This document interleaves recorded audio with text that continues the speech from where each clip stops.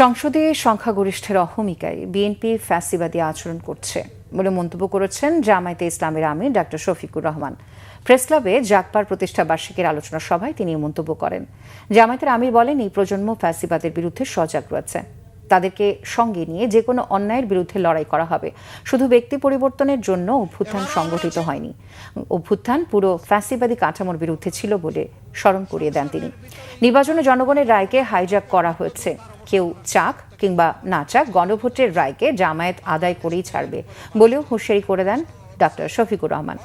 সরকার বলছে জ্বালানির সংকট নেই, কিন্তু তিনি নিজের গাড়ির জন্যই প্রয়োজন মাফিক তেল পান না বলে অভিযোগ করেন জামায়াত আমির।